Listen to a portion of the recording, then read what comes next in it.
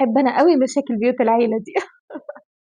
أخويا متجوّز من كام شهر، وإحنا أصلًا بيت عيلة، كل واحد ليه شقته، ومراته حلوة أوي، وشايفة نفسها علينا، لدرجة لمّا قُلنا لها نخلّي المفتاح بتاع الباب في الباب، مفتاح شقتها يعني هي، أنا عارفة الجو بتاع بيت العيلة ده، عشان نقدر ندخل براحتنا في أي وقت. ليه يا حبيبتي هي وكالة من غير بواب؟ يعني إيه تدخلي براحتك؟ أنا مش فاهمة يعني ما فيش خصوصية خالص عندكم؟ no خصوصية؟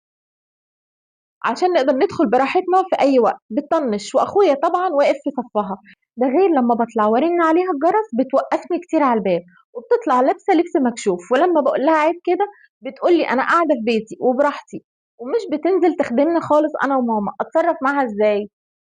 طلّعيها من دماغِك يا حبيبتي، طلّعيها من دماغِك يا ماما، هي واحدة قاعدة في بيتها لابسة وبراحتها، لابسة بقى عريان مش لابسة عريان، حاجة بتاعتها جوّه شقتها، هي حُرّة دي مملكتها، تعمل فيه اللي هي عايزاه، أنتِ المتطفلة، أنتِ مش كده، بلاش جو الحرابيق ده يا جماعة بتاع بيت العيلة ده، سيبوا الناس تعيش ومبسوطة، أنا شايفة إن أخوكِ مبسوط وسعيد بيها، خلاص طلّعوها من حساباتكم بقى يا جماعة مش كده، يعني ردّوا عليها يا ناس، ردّوا عليها وقولوا لها يعني أنا مش عارفة بصراحة، أنا باكره بيوت العيلة، باكرهها.